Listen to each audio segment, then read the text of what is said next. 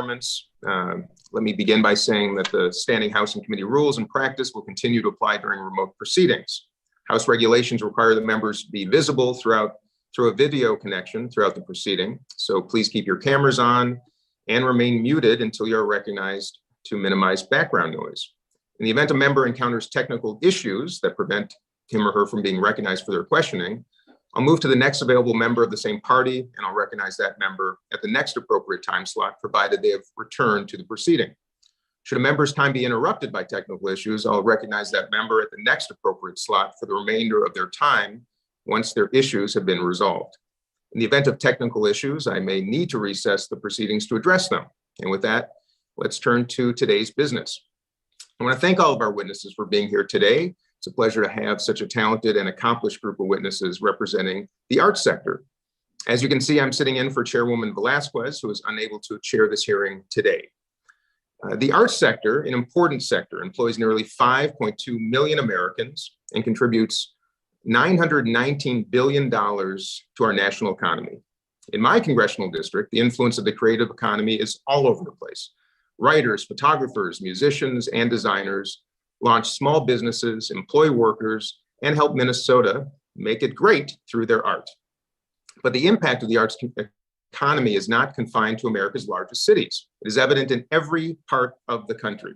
America's 675,000 art-centered businesses are present in every congressional district throughout the nation. Unfortunately, the pandemic has touched every business in the arts economy. Creative businesses and workers usually rely on in-person gatherings and live events to sustain their enterprises. However, as the virus spread throughout the country, led Americans to stay home and socially distance. 99% of entertainment productions canceled events throughout the pandemic so far, resulting in a loss of $557 million in ticketed admissions alone. At the height of the pandemic, 63% of creative workers experienced unemployment, and 95% lost creative income. The live events industry is a crucial component of the creative economy that has struggled greatly throughout the pandemic. This industry compromises not only theaters and music venues, but also musicians and performers and those that support live events, such as planners, caterers, designers, and so much more. These workers and small businesses have seen precipitous declines in revenue due to the ongoing COVID-19 pandemic and related public health concerns, with countless events and gatherings being canceled or delayed for now the third year in a row. To help mitigate that impact of the pandemic on this industry, Congress created the Shuttered Venue Operators Grant Program, known as SVOG, as many have come to know it. To date, the program has delivered over $13 billion in grants to struggling venues throughout the country. This funding has helped many businesses, including several in my district, avoid permanent closure. However, SVOG was not accessible to many independent contractors and small business owners that comprise the broader live events industry, leaving them totally out in the cold. Last August, I held a listening session with business owners in the live events industry in Minnesota and heard heartbreaking stories of dreams delayed and hardships faced. And 5 months later, Congress is yet to take further action. It is crucial that we pass additional small business targeted relief to help those small businesses most impacted by the ongoing pandemic, including those in the live events industry itself. These funds would help business owners keep their doors open and workers employed, and would help strengthen our economic recovery as well, with the understanding that arts and culture are the second highest sector for value added per dollar in the United States economy. It is important to note as well, the benefits of the arts go well beyond economic. They have substantial impact on our country's social, civic, and cultural well-being. Alongside preserving and celebrating culture, research shows that as creative and artistic enterprises arise, ancillary businesses are more likely to form around them, creating more jobs and stimulating more local economies. But the wounds of the pandemic inflicted on the arts economy are deep and painful and potentially long-lasting. If we wish for the industry to return to pre-COVID trends and continue to be an economic engine for local communities, these businesses need more support and investment. Investing in the creative economy will help this crucial sector recover while also fueling overall economic growth for the United States. So today, I hope this hearing allows us to examine these challenges of those operating in the creative economy continue to face. I also look forward to discussing policies that can help support this important sector to all of us. With that, I'd like to yield to the ranking member, Mr. Lukemeyer, for his opening statement. Thank you, Mr. Chairman, and I appreciate you filling in for the chairwoman this morning. As COVID-19 continues to disrupt daily lives, we've seen Americans double down on their cultural and creative consumption to regain a sense of normalcy. In addition to the creative arts' ability to provide individuals with comfort, joy, and even hope during the challenging times, the arts can also ignite economic growth and recovery after hardship strikes. Creative organizations and enterprises are revenue and job generators, not only within their immediate sphere, but also act as a catalyst, stimulating economic activity in adjacent sectors such as tourism, hospitality, transportation, restaurants, and many others. Culture and the arts are not confined only to metropolitan areas. In fact, rural and heartland communities also have their own significant reservoirs of homegrown creative assets that can be mobilized for social, cultural, and economic good. Nationwide, the creative economy generated an impressive 4.3% of our nation's gross domestic product, or $919.7 billion in 2019. The creative arts employed nearly 5.2 million workers prior to the pandemic, accounting for nearly 3.3% of the United States workforce. Unfortunately, this industry has not been immune to the COVID-19 crisis. During the worst of the pandemic, nearly all entertainment events were canceled, triggering significant financial losses across the board for the businesses themselves, local governments, and adjacent businesses reliant on their success. At the same time, employment in this sector plunged, and while there has been some increase, workers in the creative arts sphere remain among some of the most heavily affected, with 11% lower unemployment rates than compared to pre-pandemic levels. 2021 ushered in a tentative rebound in the creative sector over the past year. However, there are several major stressors threatening to reverse this fragile recovery. The Omicron variant of the coronavirus threatens to usher in a new wave of closures and restrictions, devastating to arts industries reliant on human interaction. The meteoric rise in inflation is manifesting in higher supply costs, threatening businesses whose financial capital is already severely strained from weathering a 2-year pandemic, wage hikes, and rents locking in at higher prices. Unlike large businesses who may have deeper financial reserves, small businesses are often financed by owners' personal savings, placing them in grave personal financial risk during periods of high inflation. Increased inflation means less buying power, which in turn translates to a decreased ability to hire and retain qualified employees. Unfortunately, with last week's consumer price index reading of 7% and the wholesale inflation rising to 9.7% year over year, a challenging economic environment for small business will continue. Unlike other industries who may be able to take advantage of automation and technology to replace people, the creative arts rely deeply on human skill and ingenuity. As a sitting member of Congress and ranking member of this committee, it is my distinct honor and privilege to welcome our witnesses today.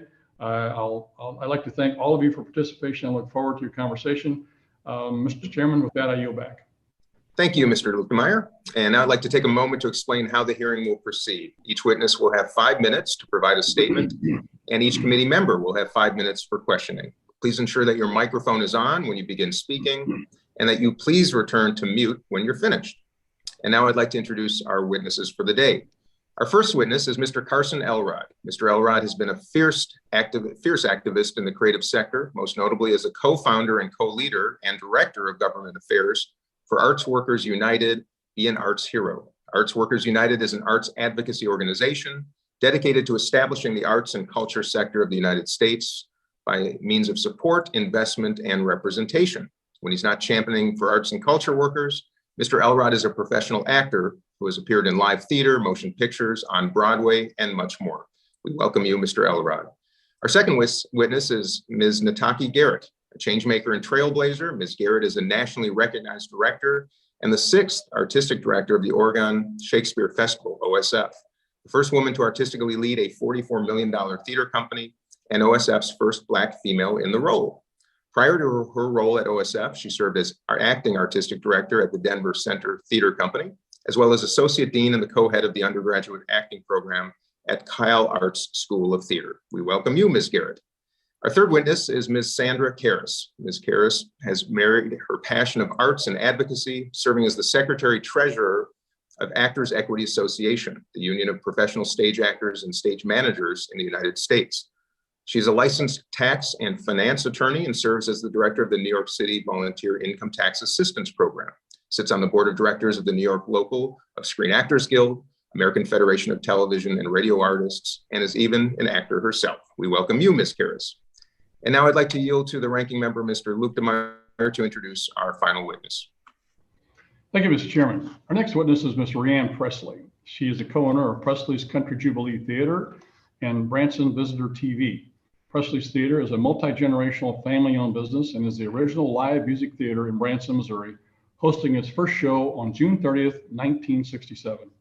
In addition to being a small business owner, Ms. Presley is a devoted community leader. She became the first woman elected mayor of Branson in 2007 and went on to serve 4 terms, having previously served as Branson City Council Alderman for 10 years. Prior to her government service, Ms. Presley was chair of the Missouri Tourism Commission and served in leadership positions on several community boards, including as chair of the board of directors of Skaggs Community Hospital, board of directors of Springfield Branson National Airport, and the Branson Lakes Area Chamber of Commerce. Due to her hard work and exemplary leadership skills, Ms. Presley was honored as a recipient of the Missourian Award in 2009.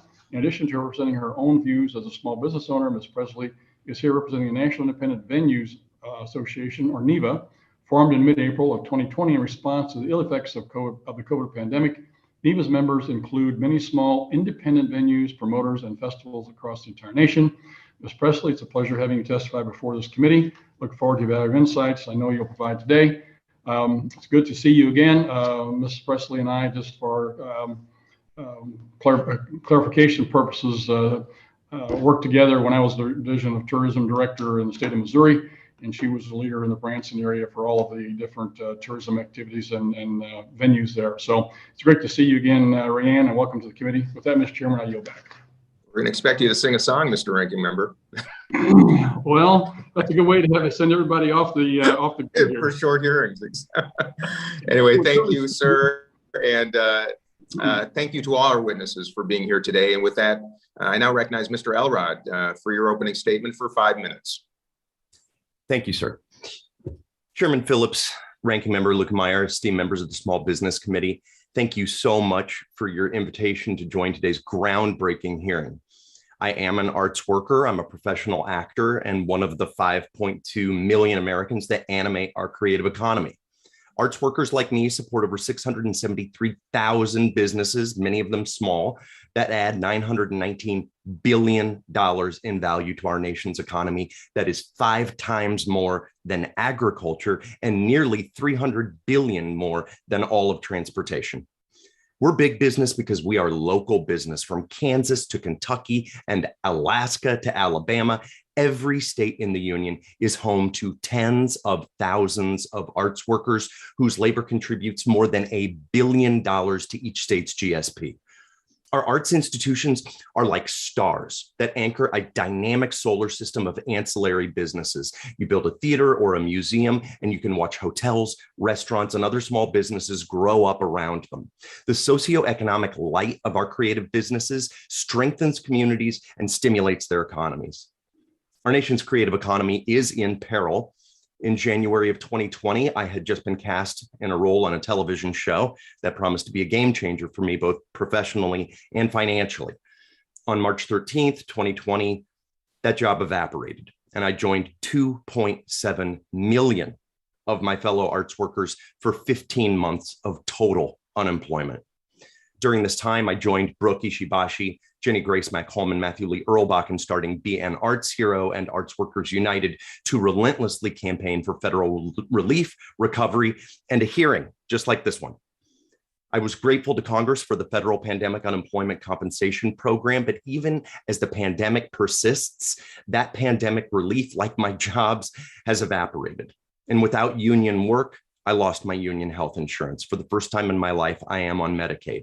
My last show got canceled because I, with my cast, caught COVID. I had an upcoming show this spring. It has been canceled because of COVID.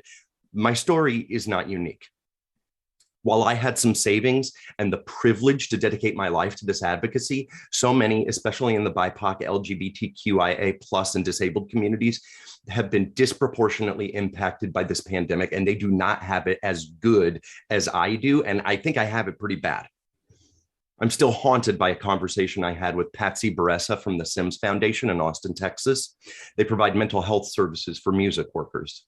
In just 1 month, 4 of their clients became so hopeless that they killed themselves.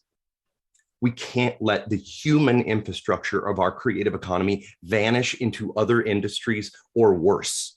The loss to our families, our culture, our communities, and future generations and the economy would be incalculable.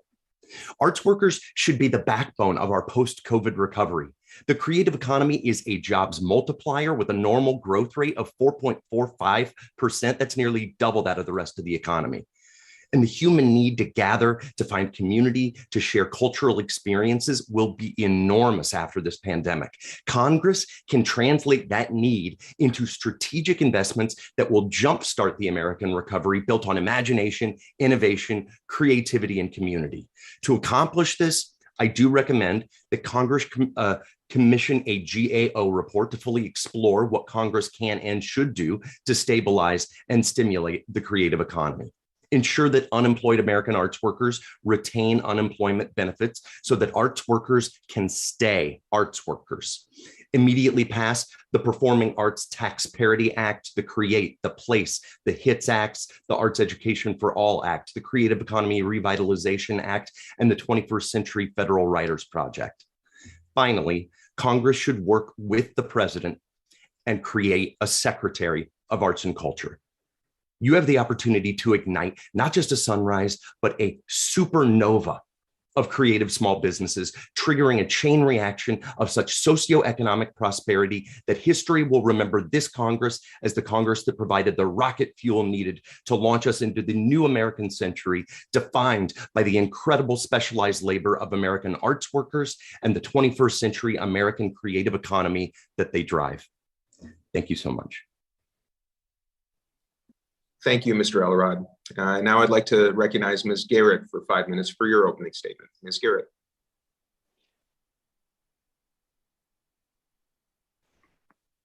Thank you very much for recognizing me. Chairwoman Velasquez, Representative Phillips, Ranking Member Lukemeyer, and the members of the committee. I want to thank you for inviting me to appear before you today. I am the Artistic Director of the Oregon Shakespeare Festival, otherwise known as OSF. I am honored to be with you and share how COVID-19 has affected the arts sector, specifically OSF, to highlight our economic and social impact, and to offer ways Congress can support the recovery of the creative economy. Founded in 1935, OSF is a member of the National Theater Communications Group and the Performing Arts Alliance. Prior to the pandemic, we were a $44 million flagship nonprofit theater and one of the largest economic drivers of the southern rural Oregon economy. In a typical year, we welcomed over 400,000 people from all over the world to the town of Ashland, Oregon, a town of 20,000 people that has the same density of restaurants and hotels per resident as New York and Paris. OSF generates more than $250 million of economic activity in the region annually, and we're responsible for a full 20% of its economic activity overall. Simply put, the arts are a powerful economic engine that drives our region. In March of 2020, we had just opened our season, my first as artistic director. Within 6 days of opening, COVID forced us to shut it all down. We had already spent about $20 million to get the shows ready for the stage, and patrons had paid more than $6 million for tickets that had to now be refunded. And over the next few weeks, 90% of OSF's nearly 500 employees, including actors, crew members, carpenters, box office staff, craft artisans, were laid off. 829 performances of our 11 scheduled productions were shuttered, and 2,300 community engagement and education events were canceled. Within a month, we laid off 500. That 500 led to 5,000 in our town and 20,000 across the region.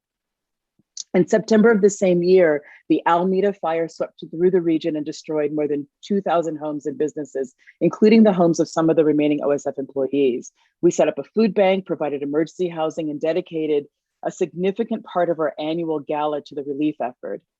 I am haunted by the choices I had to make to keep OSF afloat. But it's even more difficult for the culturally specific and smaller venue or community-based arts organizations and their arts workers. Their work has a huge impact on the creative economy and often goes under-resourced. I think about the hundreds of thousands of artists around this country who drive so much of our economy, but themselves live in poverty. How can we continue viewing an industry that makes up more of our GDP than agriculture and mining combined as a luxury or a purview of the elite? How do we look at millions of arts and culture workers in this country in the eye and not take simple common sense steps to simultaneously make their lives and our economy more secure and robust? How can we continue cutting arts programs in schools when we know that students who participate in arts education are more likely to go to college and less likely to go to jail? The reality is that the infusion of federal dollars, along with the generosity of our donors and patrons, is without that, it's likely that I would not be here today because OSF would not be here today. I'm very thankful for the assistance this committee provided through the Shuttered Vineyard Operators Grant Program, formerly known as SOS, and other forms of COVID relief. At OSF, we have a tradition. Following the curtain call of our last outdoor play, each season, every person in the company carries a candle and silently enters a darkened theater to the strains of Greensleeves. A veteran company member speaks Prospero's speech from Act 4, Scene 1 of The Tempest. It's like a prayer. Our revels now have ended. It's a promise.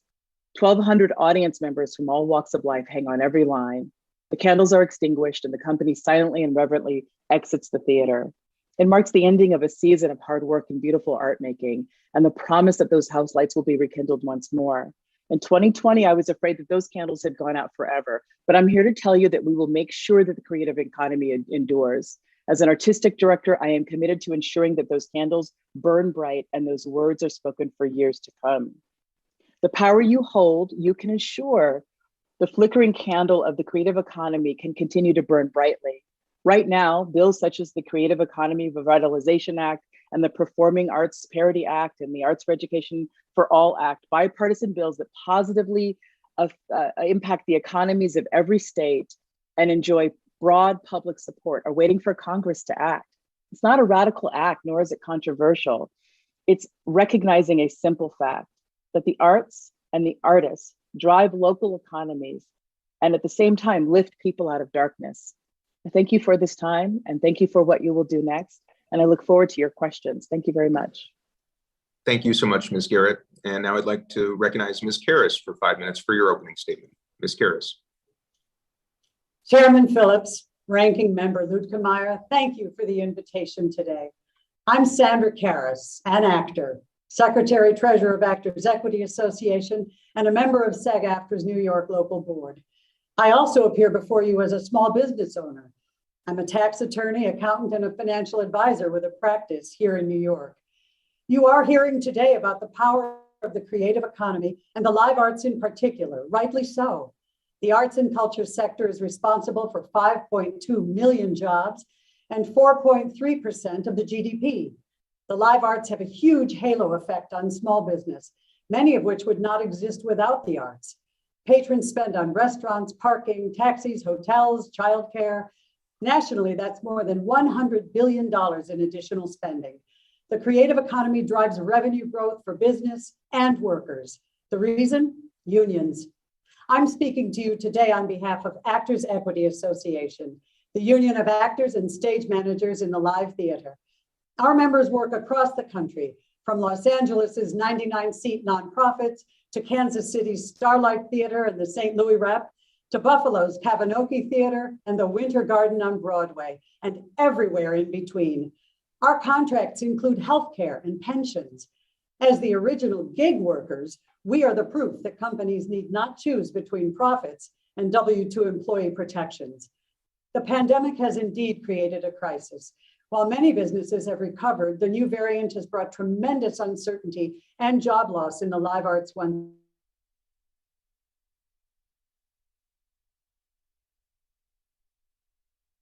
again. In just the last few have closed and virus. Earnings and health insurance were put at risk.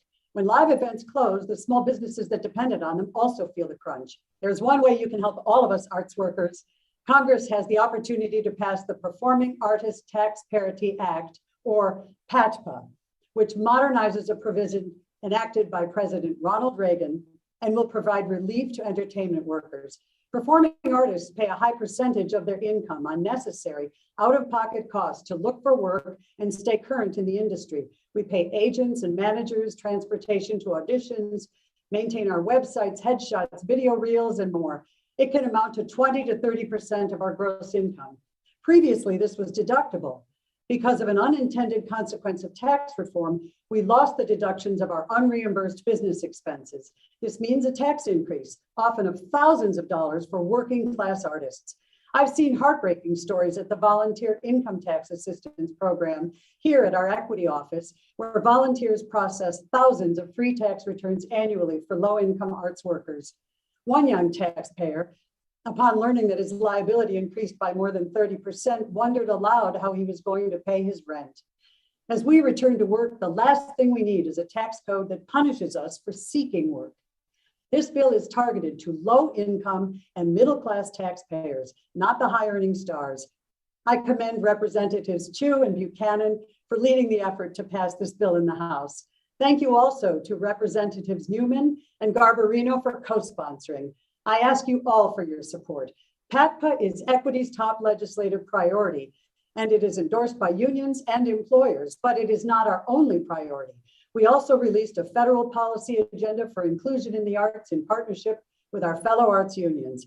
The National Endowment for the Arts should create a chief diversity officer to drive inclusion deeper into the grant process. And we strongly support the Crown Act to end hair discrimination in our industry.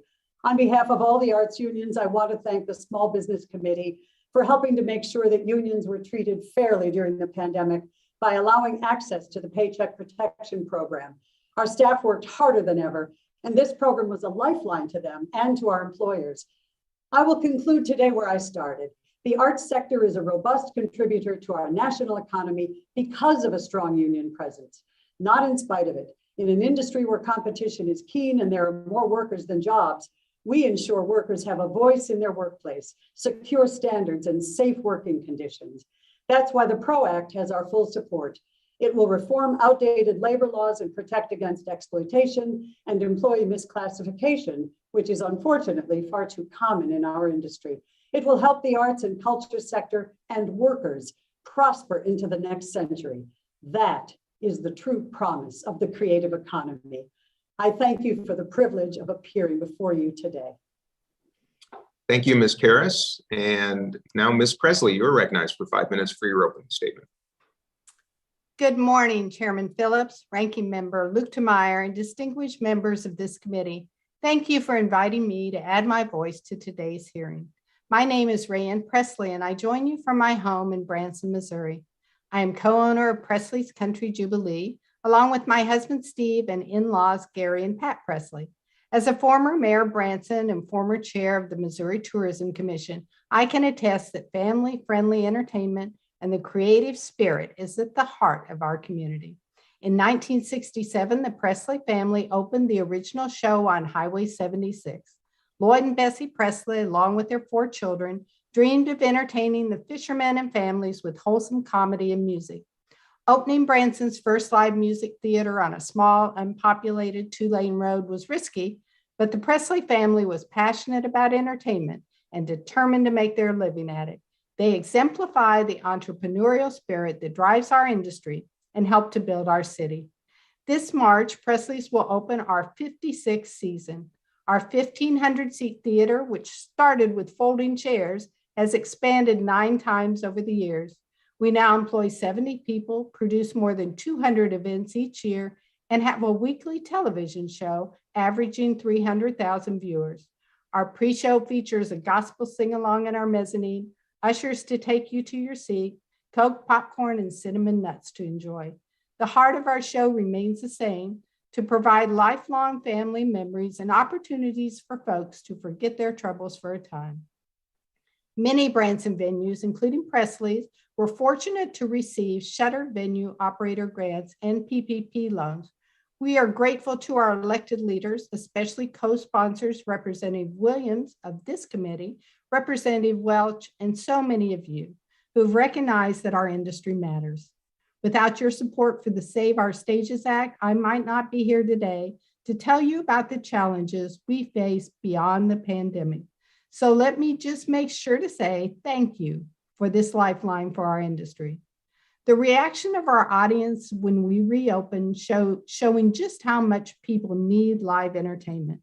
When the curtain went up on that opening song, the audience stood for a sustained standing ovation. I heard similar stories from venues coast to coast. Our economy also needs live entertainment.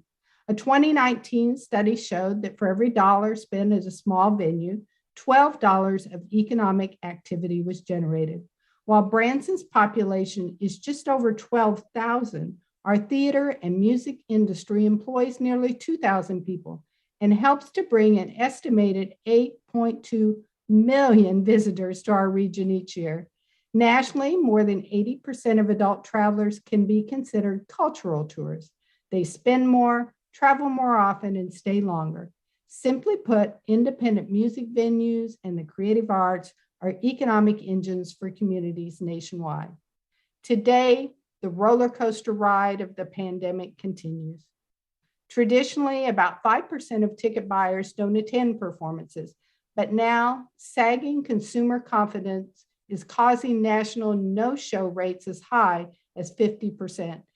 This is devastating because most of our venues rely on in-house sales to pay core bills. We are also now confronted with increased costs due to inflation. Just in the past month, I've received notices of impending price increases from our trash hauler to our concession suppliers to our janitorial service. And like many other businesses, we face the difficult challenge of finding workers in a competitive environment. Remote work is not an option for our business. It is especially challenging to compete with national employers who are able to offer higher starting wages. The passing of the Save Our Stages Act was a break we needed to survive the pandemic. Now, in the face of increasingly difficult economic conditions, we're looking for the break we need in order to thrive. I have seen the ability of the creative economy to bring Americans to their feet out of pure joy amidst the darkness of the pandemic. I have seen the power of the creative economy to transform a two-lane stretch of blacktop into a world-famous tourism destination. Thank you for recognizing the importance of our industry and the value our small businesses add to communities across America. I urge you to keep the creative economy top of mind as you consider policies affecting small business. Thank you for your time and leadership. And thank you, Ms. Presley, and to all of our witnesses. We appreciate what you've shared with us, and you very much humanized an issue of great importance to all of us on this committee and to our country. Now I'd like to begin by recognizing myself for 5 minutes. And Mr. Elrod, I'd like to start with you. You've referenced the pendulum of openings and closings and stops and starts of so many entertainment businesses. And as you know better than anyone, the live events industry in particular has been disproportionately impacted by the pandemic. So can you share a little bit more with all of us how are theater companies in particular responding to the chaos and disruptions of new openings and cancellations due to Omicron in particular? Well, I think I can speak to my own experience in that, the show that I was working on this fall, The Alchemist for the Red Bull Theater Company, was an off-Broadway show at the New World Stages in Midtown Manhattan. And after 15 months of being completely and totally dark, finally Broadway was starting to come back, off-Broadway was starting to come back. So here we were, it was a comedy, and despite the masks, things were starting to look up and come back to normal.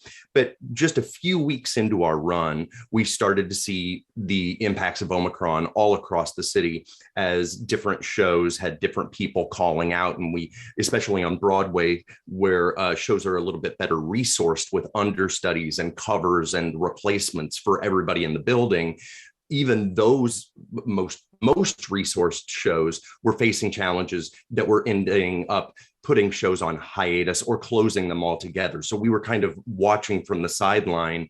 And then on December 15th, it came to us in the form of me coming to the theater with symptoms, taking a rapid test, seeing a positive result.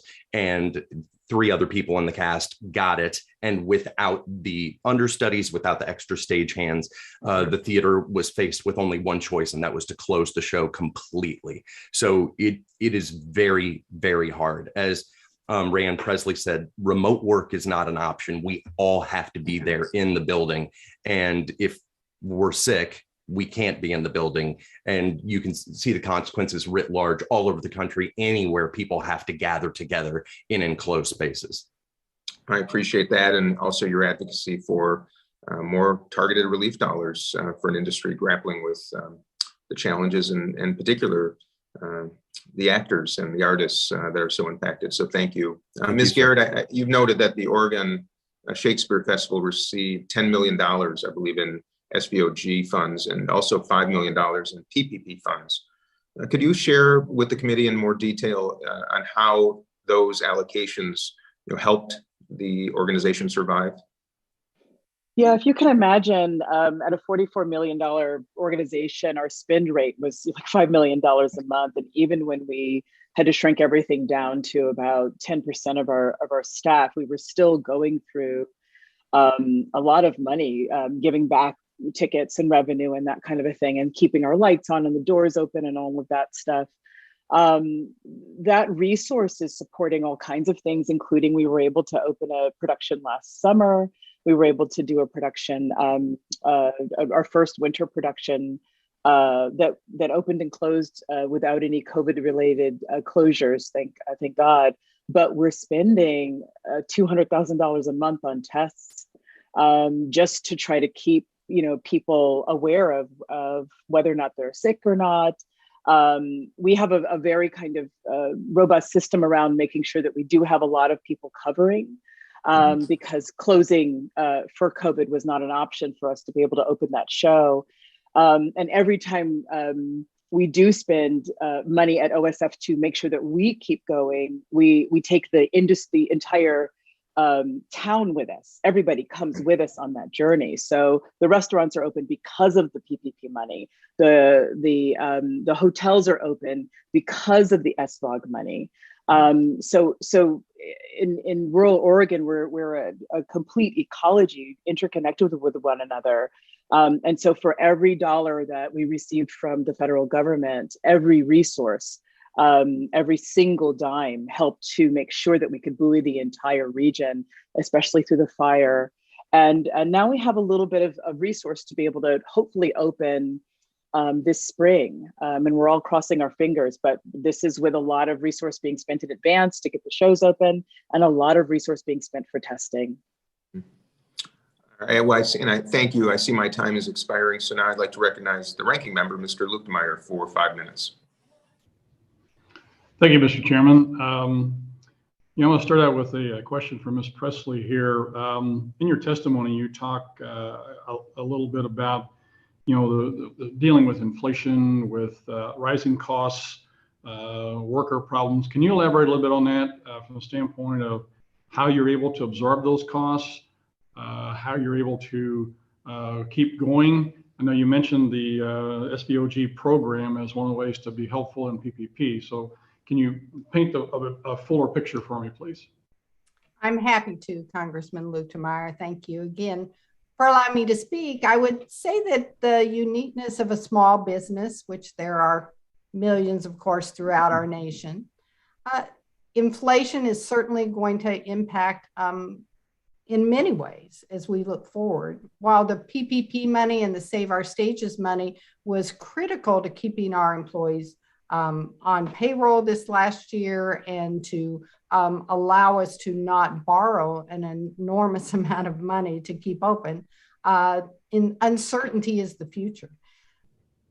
In terms of inflation, my really only 2 options are to pass costs along to our customers or to diminish my customer experience. And while I'm getting notices from some vendors about their increases in price, I also know that I will simply open bills come May and June and find that things cost more. Those are very real for all of our small business owners. And to remind you, as a small business owner, we don't have a deep financial backstop. We are it, and we each sign agreements with our banks and our lenders to put our homes on the line and our assets on the line. We're happy to do that. We're happy to grow our businesses, but it's difficult. And with the uncertainty with COVID, it's unknown. We need consumer confidence to rally. We need people to feel safe and want to travel and spend their money on entertainment when they have other needs as well.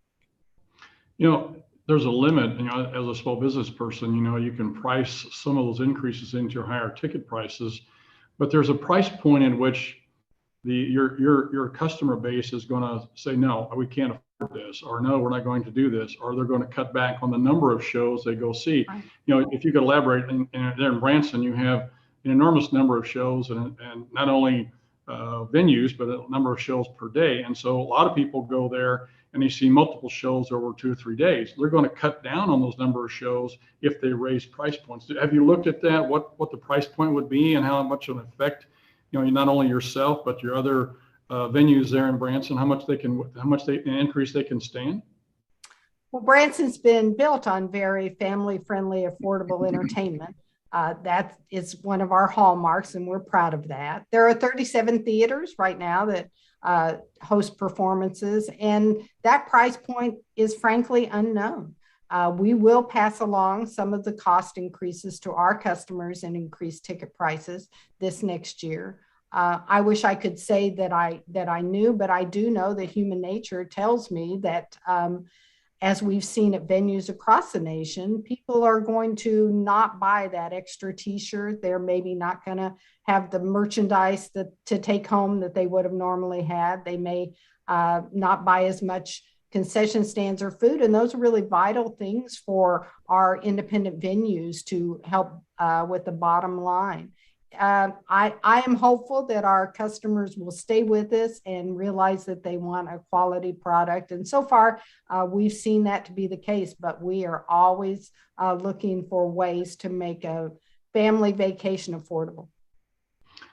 Thank you for that. Ms. Garrett, you made a comment that really kind of stuck with me, and that is the ripple effect of the SVOG program's dollars. You were saying that, to keep your business, your entertainment venue going is not only important to the venue and the workers themselves, but to the rest of the businesses in the area. And so would you like to elaborate a little bit more on that? I think it's a very important point. Yeah, OSF, thank you very much for the question. And OSF is in a rural area. So we are a kind of interdependent ecology. Everything that we do affects everyone around us. And so when I said that we laid off 500 people and 5,000 people lost their jobs locally, you can imagine the impact. This is a place that people move to with their families to work at OSF and other businesses around here. And with our tourism at a standstill, it was very difficult for people to keep their businesses open without OSF being open. Thank you for that. I see my time's expired. Thank you, Mr. Chairman. I yield back.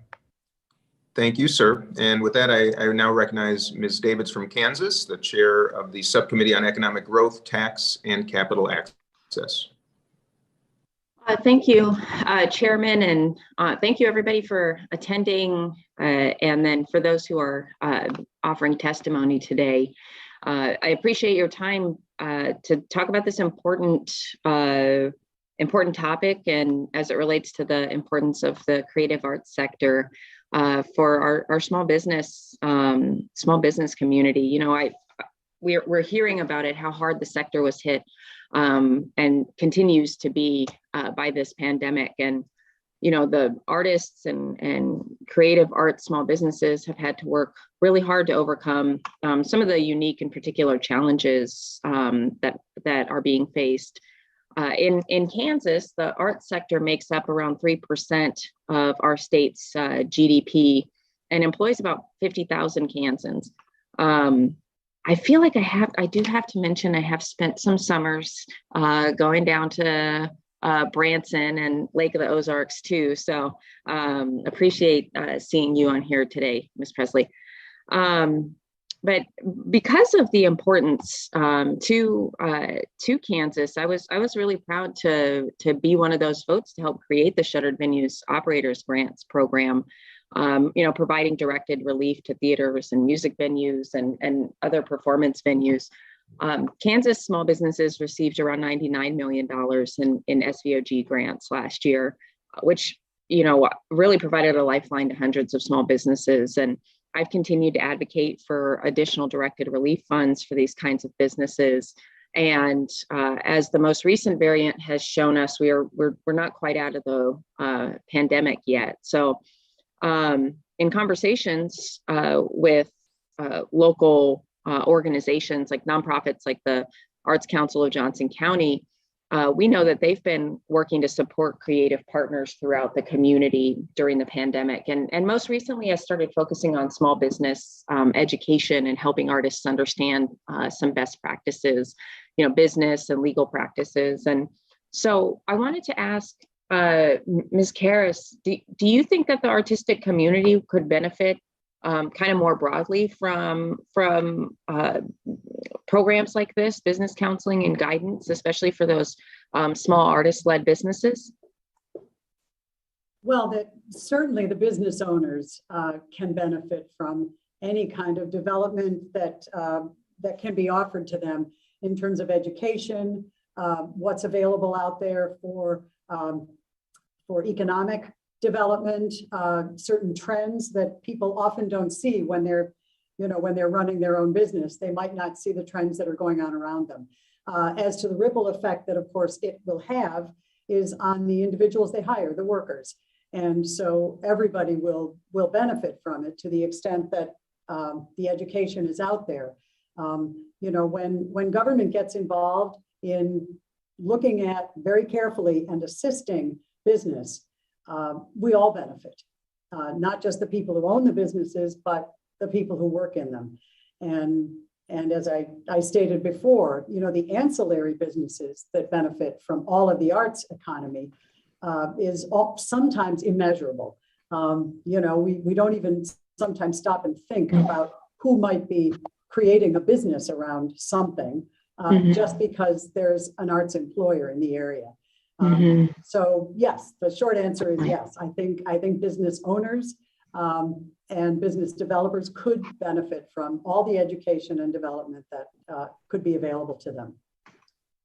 Thank you. And Ms. Garrett, I was hoping to hear from you about, we heard you talk about the kind of ripples and those economic shocks that we see, and particularly as it relates to in-person programming. I'm curious about your view of how we can help the small businesses in this sector stay resilient as we think about further pandemic and maybe other types of disruptions. So locally, I think it's important to make sure that the federal government keeps infusing resource back into these ecologies and communities. For mine in particular, I think, just like every other industry, we're going through this sort of great resignation. The more dollars that are lost within these industries that are interconnected, the more likely people are to leave to go to other industries they're more likely to be able to survive. And creative workers in particular are leaving in droves. And so they're leaving restaurants and they're leaving theaters and they're leaving their day job, they're leaving everything so that they can figure out a way to survive. So more infusion of resource would really be helpful. I thank you for the question. Thank you. I see my time has expired. Chairman, I yield back.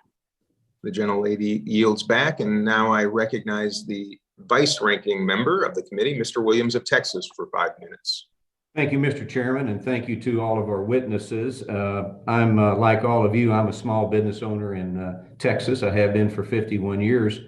And my father was a great singer in the stage of the round at the Casa Manana in Fort Worth, Texas. So I grew up seeing a lot of your industry.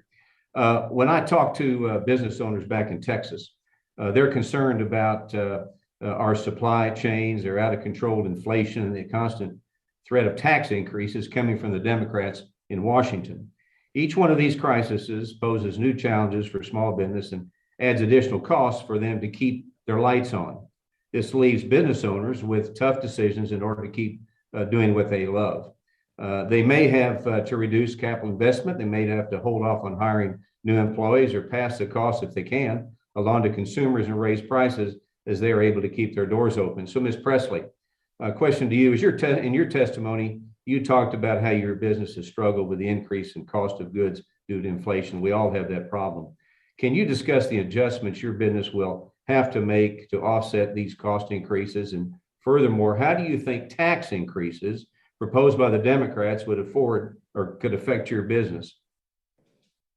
Well, thank you, Congressman Williams, and thank you as well for your sponsorship of the Save Our Stages Act. We're, as I said, we'll open again in March, and I think some of the difficult decisions we will make. This is the time of year when we order the sequin jackets and costume, and when we make upgrades to our stage, when we look at hiring new performers. Those are all decisions that I believe we will make a bit on a hope and a prayer, to be honest.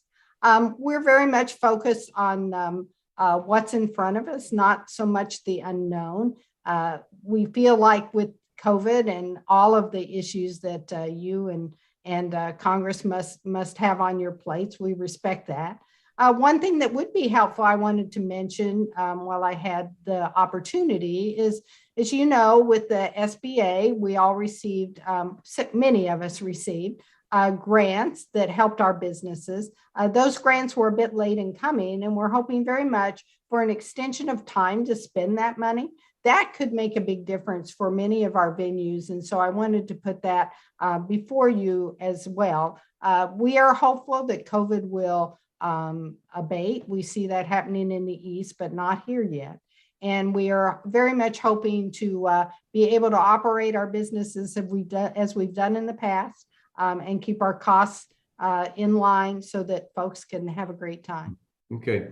I was the Republican lead, as many of you said today, and I appreciate that, on the Save Our Stages bill that ultimately turned into the Shuttered Venues Operation Grant Program, better known as SVOG.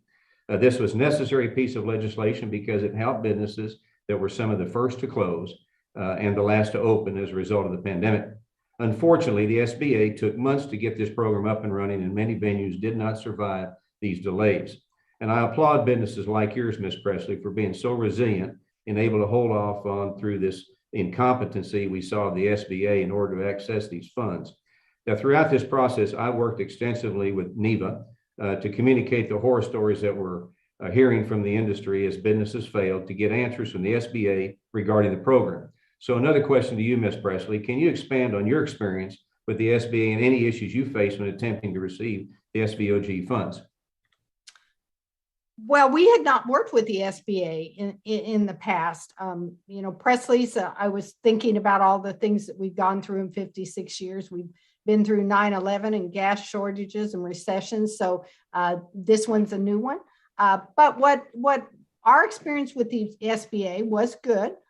We did have that delay, and that was certainly made everyone tense and nervous. Many people want to grow their businesses. Entrepreneurs want to start new businesses.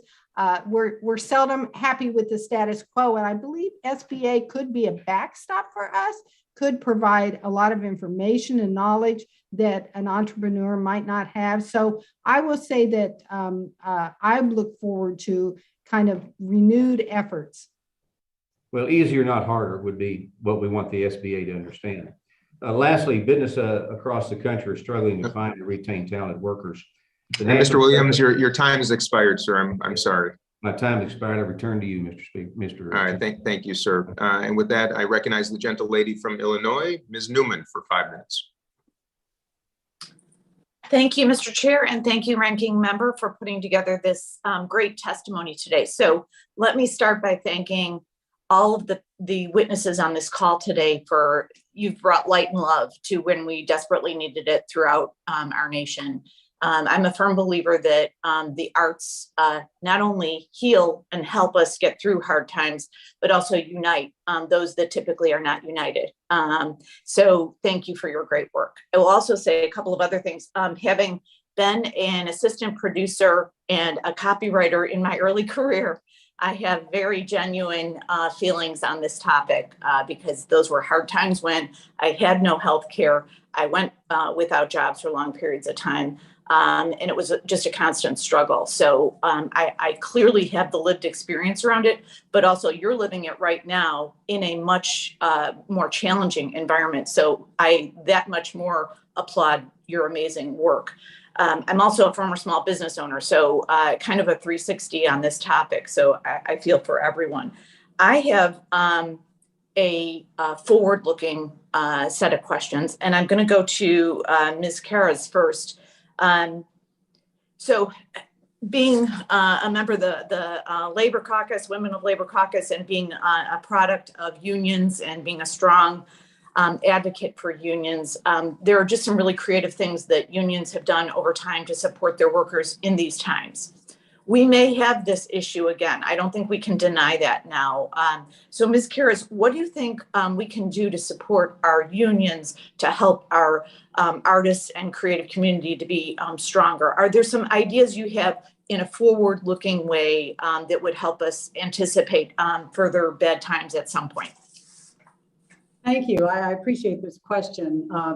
I've been in unions for a long, many years, and I, every time I think about what unions do for the workers, it all comes down to providing the security of a group that supports itself and supports one another. We call each other sisters and brothers in our organizations, and there is a kind of a family feeling. We depend on one another. My colleague, Mr. Elrod, and I are in the same unions, and he knows he can depend on me, and I know I can depend on him when the going gets rough. That's what solidarity is all about. So that's part of what unions provide for people.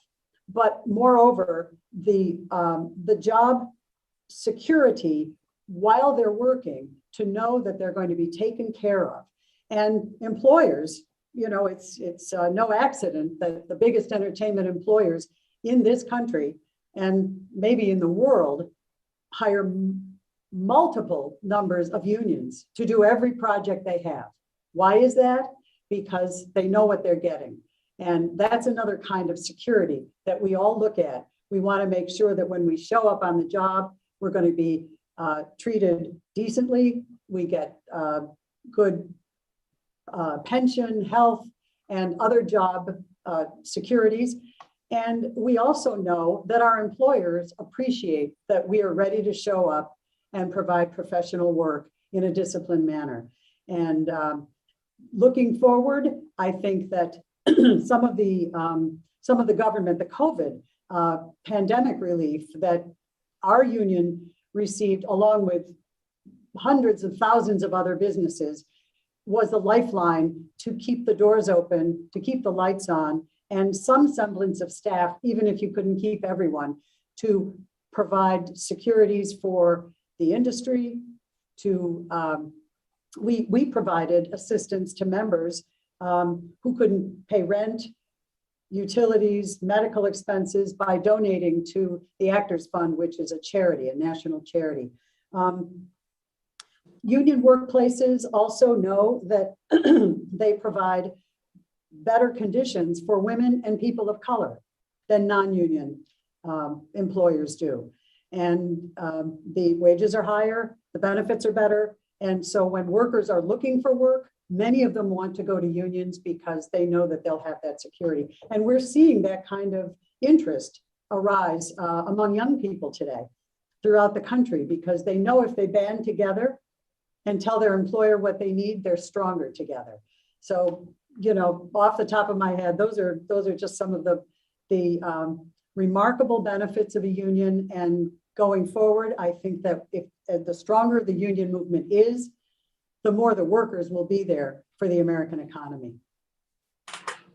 Well, thank you for your comments, and yes, well heard. I obviously, as some of the folks mentioned, I'm a strong proponent of the PRO Act, because when we have stronger unions, we have a stronger middle class. So thank you.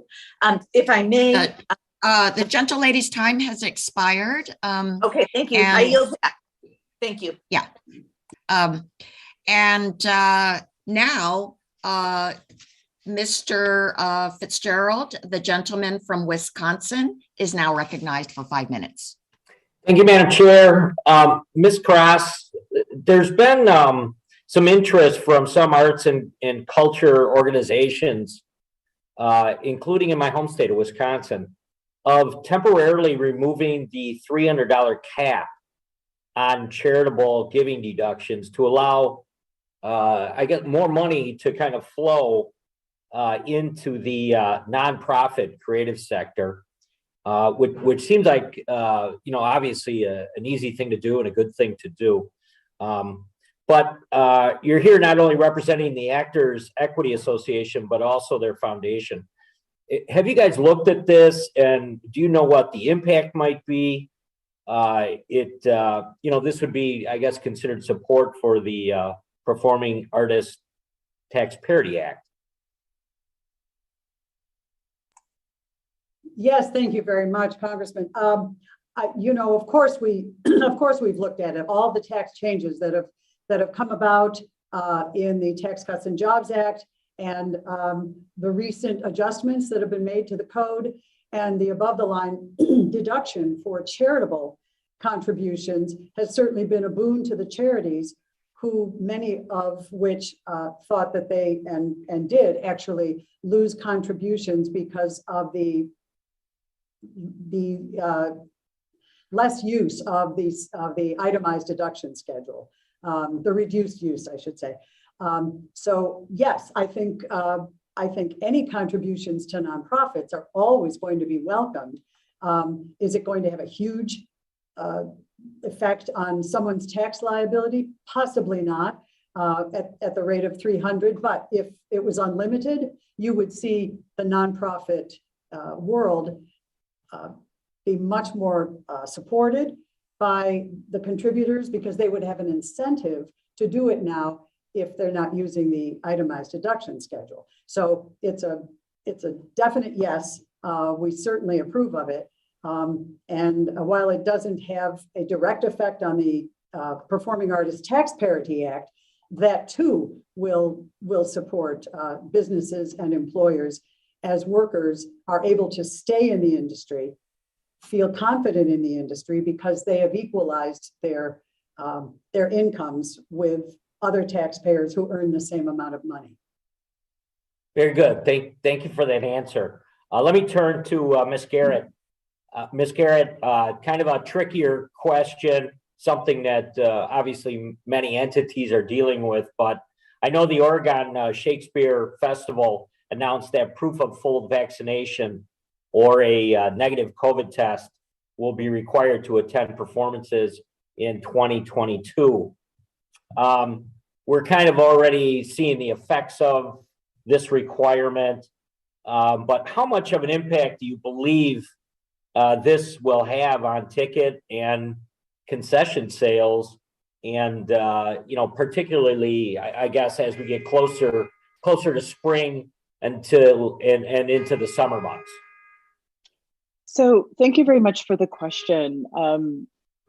OSF has, for years, had a very loyal patron base that comes back year over year over year over year. And they love the company, they love the artists that work here, and would do anything to make sure that those artists are safe. So what we have experienced in these last few months of producing plays is a real robust participation in making sure that you're vaccinated and you have your card, and that you have your proof of the test, and that your child has a proof of the test, and everybody's willing to go in masks. We were kind of surprised at how compliant our patron base is, and again, that's because we have legacy families that have been coming here for 30 years. 40 years, grandparents bringing grandchildren. And so there is a real desire to make sure that everybody is safe. So it will not affect our bottom line, I don't believe, because of the desire for people to be safe. And we've had patrons say, as they're standing in line with their cards and everything, thank you. for doing it this way. We want to be able to be safe too as we walk into these spaces. Yeah, I think the sands are shifting quickly on those issues, and I think we'll see how that plays out. But thank you for being here today, and I yield back, Madam Chair. The gentleman yields back, and now Ms. Bordeaux from Georgia is now recognized for 5 minutes. Thank you so much, Madam Chairwoman. The creative economy is a very vital part of our nation's economy and enriches our communities through all sorts of cultural contributions. I know after being deprived during COVID for a while, just sitting and hearing people sing in person just was such a wonderful spiritual lifting up. So I personally experienced how great it is to get back to the arts. In my district, arts-related businesses employ an estimated 10,000 people, and venues in Georgia's 7th district receive some of the much-needed relief in the form of over $2 million through the Shuttered Venue Operations Grant Program. But clearly more work needs to be done. The SVOG provided this important boost, but one of the things we are starting to think about more now is what are we going to do if the COVID variants, if we keep getting hit by these COVID variants over and over and over again going forward? And how do we need to be thinking about how we support the arts industry? How do we support industries like this over time if that is going to be the scenario? So I guess starting with Mr. Elrod, maybe if you could talk a little about this and sort of what is going on in the industry as they're thinking about this. Obviously, theater is about being in person, and that is challenging. What do you think the creative industry is going to need, both to recover from the pandemic, but also to really prepare for the long term if this does in fact become something where we're going to have to deal with it for another couple of years? Well, thank you very much for the question. I think one of the things that's interesting is that with COVID-19, especially with Omicron, we're in a situation where we've been hit by a tsunami. The tidal wave is in, and it has not gone out. So we don't actually know the negative impact on the entire creative economy right now. And, one of the closest things we had is that Brookings Institution's report from last summer, Lost Art, COVID-19's devastating impact on the creative economy, which measured losses just between April and June of 2020. And we were talking about $150 billion in lost sales and 2.7 million unemployed arts workers. So if you extrapolate that out and just keep multiplying over and over and over again, you really do think about it in terms of that star analogy that I used in my opening speech. We are in a situation where there are probably many black holes all over the country with lost art, lost institutions, closed venues, and arts workers themselves. Ms. Garrett talked about the workforce leaving and doing other things. And when you think about who we are, what we do, and what we provide, you want these 5.2 million workers doing what we do. You want all 673,000 businesses to survive this because they do anchor local dynamic economies. So what there is to do about it is absolutely all of the interventions that everybody else has been talking about. But what I was proposing in my opening testimony is a kind of creative economy super package. If you take every piece of arts investment legislation that's been introduced in the last couple of years, put them together, really make sure there's robust unemployment. You can put together basically a floor underneath the entire industry, especially our arts workers, and get us to launch into this next phase. But because there is so much unknown and the wave is still in, that's why I was recommending maybe a GAO report or a congressional commission, because I think with a $919 billion industry that suffered this much damage and continues to suffer this much damage, we have to take a really deep, granular look at what is happening, what has happened, and what needs to happen for us to come back. Thank you. I'm going to run out of time, but I want to just wrap up with this idea. So, for instance, we've introduced legislation called the Fresh Air Act for Business, which is to improve ventilation in businesses. And the idea is to approach it with, we need to restructure for the long haul as opposed to just give short, shots of funding in order to just make it through the crisis. And so just want to encourage everybody to start thinking about this. We don't know for sure that that's what's going to end up happening, but I think we need to start planning for that and start thinking about what is the congressional response if in fact this is going to be something that we need to plan for the long haul. Thank you so much. I yield back. The gentle lady yields back. And now the gentle lady from Texas, Miss Van Dyne, is recognized for 5 minutes.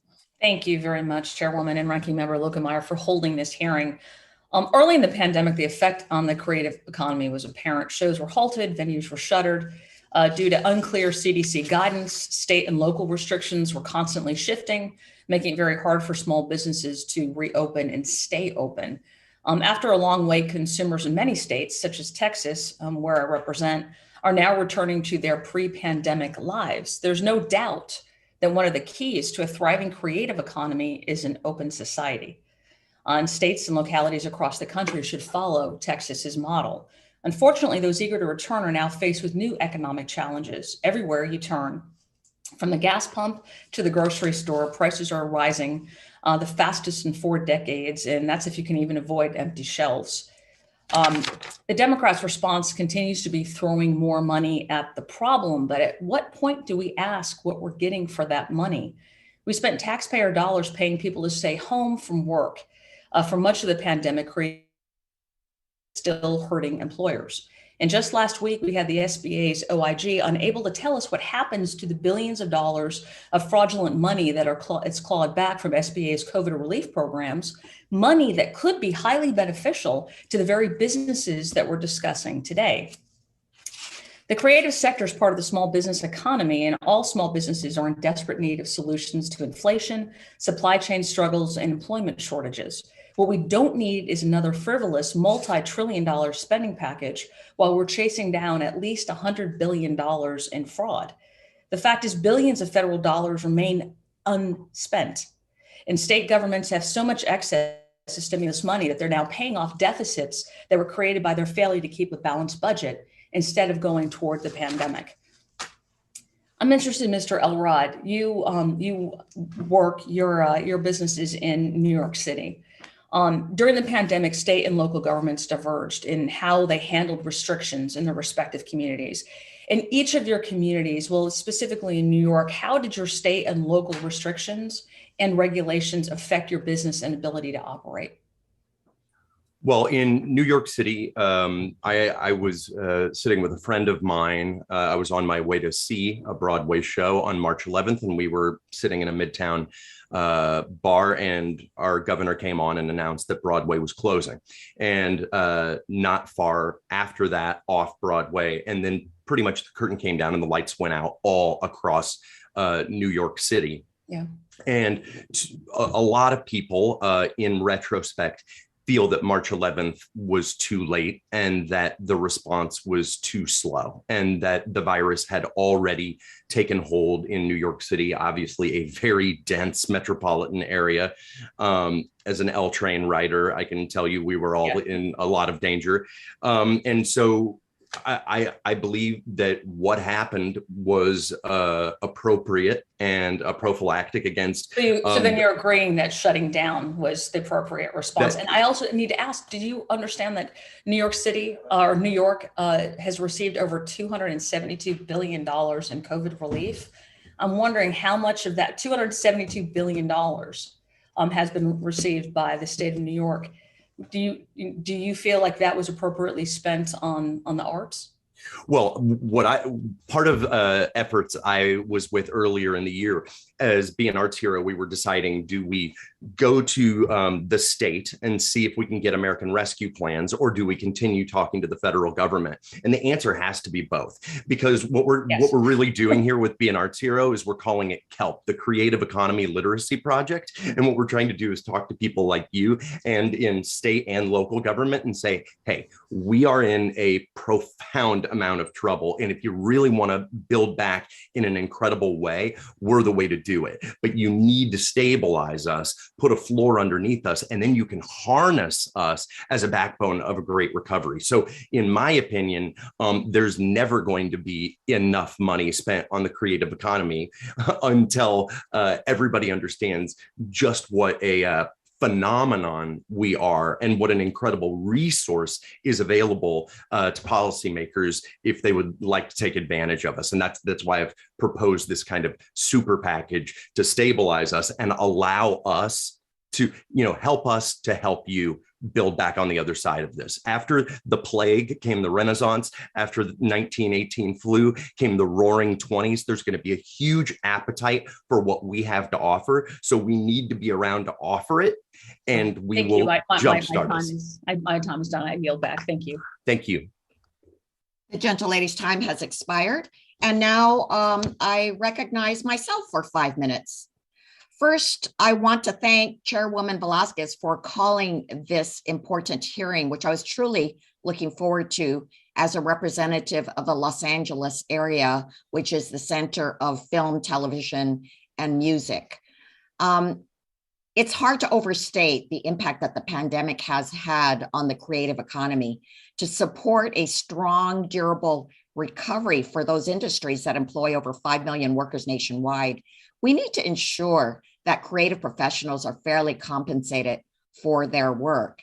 And that includes musical artists like members of the Recording Academy, who must be fairly compensated, as well as our actors of film and television. That's why I am proud to have founded and relaunched the Bipartisan Creative Rights Caucus with my co-chair, Representative Drew Ferguson of Georgia. This caucus will continue to work to protect the rights of content creators, and I look forward to working with you to further this goal. I also ask for unanimous consent to submit for the record testimony from the Screen Actors Guild and the American Federation of TV and Radio Artists, or SAG-AFTRA, which represents 160,000 hardworking professionals in the entertainment industry. And as chair, I say, so ordered. So now for my question. Ms. Karras and Mr. Elrod, I'm proud to have introduced HR 4750, the Performing Artists Tax Parity Act of 2021. This legislation would modernize the qualified performing artist tax deduction to ensure that more creative workers can seek employment without facing steep personal expenses. Now, I'm proud to have pushed for relief for performers, for instance, for the gig worker pandemic unemployment benefit and for the mixed income unemployment subsidy, which were successfully included in our legislation to relieve us on the pandemic. And I'm also proud that this committee supported theaters and venues through the Shuttered Venue Operators Grant. But we must do so much more to support the actors, musicians, and artists who make performances so incredibly special. The qualified performing artist tax deduction has not been updated in decades and currently does not meet the needs of performers. So Ms. Karras, can you talk more about the purpose of this tax deduction and why we need legislation to modernize it for today's economy? And Mr. Elrod, I've heard from so many performers who have to pay for extra expenses like photo and makeup and still not get the job necessarily. Can you tell us your stories about the expenses that performers have to face? Ms. Karras? Thank you very much, Congresswoman Chu. And, we also thank you for your introduction of this bill, HR 4750, and the support that we've gotten so far. PACPA is a correction to an unintended consequence of what happens when a bill is created by a president, in this case, Ronald Reagan, recognizing the value of entertainment workers in the code, and the provision itself wasn't indexed for inflation. Congress saw fit to leave it in the code with the last Tax Cuts and Jobs Act tax bill, and we were grateful for that, but we realized that the modernization is long, long overdue. What this bill does is it levels the playing field by equalizing the income that people who work in the performing arts have against people who don't work in the performing arts. I'll just give you a little example. You and I are both single, and I'm in the performing arts and you work in an office, and we both earn $80,000. But I'm spending about 25% of my gross income to pay my agent, my manager, to look for work, transportation, continuing education and classes, some equipment, and especially during the pandemic, we've all had to buy recording. Ms. Karras, I'd like to give time for Mr. Elrod also to say something. Oh, Thank you very much. I would simply join Ms. Karras in everything that she was saying, and just on a personal anecdotal note, of course, the challenges of the pandemic have increased personal costs. Even while we suffer 15 months and more of total unemployment, we are expected to have the highest quality internet, the highest quality computers and cameras and microphones. And for the little work that we are able to do during this time, we're still paying 10% agent commissions. So there are lots and lots of out-of-pocket expenses that performing artists have to take on, and they have actually increased during one of the hardest moments for us. And so something like the passage of the bill that you've introduced would help us out a lot. And thank you for introducing it. Thank you so much. My time has expired. And now, the gentleman from Pennsylvania, Mr. Meiser, is recognized for 5 minutes. Thank you, Madam Chairwoman. I thank our ranking member very much, Lukemeyer, for bringing us all together. Very interesting subject. Thank you for all being here. So I want to just talk a little bit initially about the general business concerns that your industry has, and you as proprietors and entrepreneurs and stakeholders. Obviously education to create your best workers, your staff, your talent. Education these days is unbelievably high, both very expensive, both public and private. So the skills development, it must be a challenge. Taxes, certainly in New York and other cities, are crazy. Any idea of increased tax on small businesses doesn't, in my view, help at all. And keeping your employees happy, healthy, but as well safe. Because I want to ask about that a little bit. How public safety, maybe where that weighs in here. Access to capital, very important. Your cash flow, you've all been talking about that. Technology, I made a note of, but that's something a little bit different. Capital investment. It was mentioned about the ventilators, just came up briefly. What sort of additional capital investments were made to handle COVID and just matters moving forward? I think people are just generally more health conscious. And your product, of course, creating that, and your customers. Now, I understand, see, you folks were shut down, or Broadway. I'm relating this somewhat to Broadway. I can't speak for Branson. Shut down for about 18 months, I believe. Now, Japan was shut down for 6 months. UK was shut down for 12. And yet, even with that buildup, your level of customer, or you're getting about 60%, 66% of capacity now. So, and Japan was very big on the whole ventilator plan. UK, to an extent, they were trying to catch up afterwards. I'm not so sure what was being done on Broadway and Branson and LA and other places. But, the thing is this, I mean, look, probably everybody on here has seen The Phantom, seen Hamilton, seen, Wicked and Jersey Boys, and love the theater. So we're very much advocates and proponents of doing what it takes to help bring this extremely important industry back. I mean, I have a daughter that lives in Manhattan, and all that's very important. So the thing is, I want to ask, what would you like to see? what besides additional PPP or even if that's necessary, or the shutter venue program, what would you do differently? I mean, Monday morning quarterback is easy. What would you do? What are we going to do? What is your plan moving forward? And where can we be of assistance? Because it's also notable that, for instance, the NHL, indoor, larger arena, understand, but they've had a record year. And yet, our entertainment industry is struggling big time. So I'll ask Ms. Presley. I know you're Branson and Mr. Elrod. I'd like to ask you, what have we learned, and what should we do moving forward that would be favorable to you all and to your business? Well, thank you, Congressman. I appreciate the question.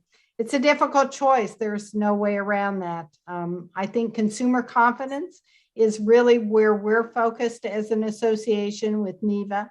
As we've talked about, my business is here where we are looking out for our guests and our customers and our employees. We're encouraging masks and we're encouraging vaccination, but that is where we are here in Missouri. For other venues across the nation, there are multiple rather different views of this. And of course, going forward with COVID, it's very hard to know. And Ms. Presley, I'm sorry, I probably had too long of an opening. Mr. Elrod, could you speak upon in New York? Yeah, thank you very much. I think the short answer is, wouldn't it be great to have a Secretary of Arts and Culture? When we have agriculture and it is in trouble, there is a Secretary of Agriculture to say, okay, this is what needs to be done. Let's take a deep dive analysis. If we had a Secretary of the creative economy or arts and culture, somebody at the executive level on the Domestic Policy Council who could say, all right, look at this $919 billion industry and this $5.2 million person workforce. Look at the jeopardy therein. Let's develop together the guidance of what to do. Right off the top of my head, obviously continuing a robust unemployment thing for the nation's arts workers would be fantastic. Thank you, Mr. Elrod. I'm running out of time. I will make that recommendation to our governor of Pennsylvania, and I do believe in the film tax credit, and your industry. So thank you very much.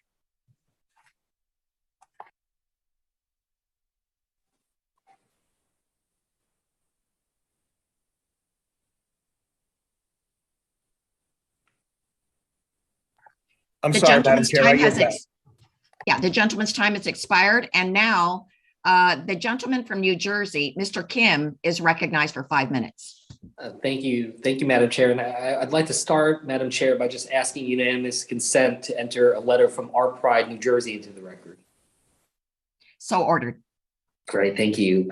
Our Pride, New Jersey is based in Burlington, and it's in my district. And pre-COVID, there were over 19,000 arts-related businesses in New Jersey that employed more than 80,000 people.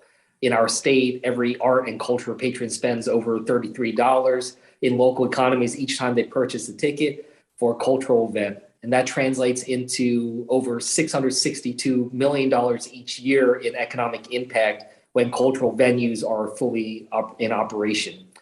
So the creative sector clearly is having a real impact in terms of creating jobs and economic activity. But I also want to focus on another element here, which is that it has an impact on our kids.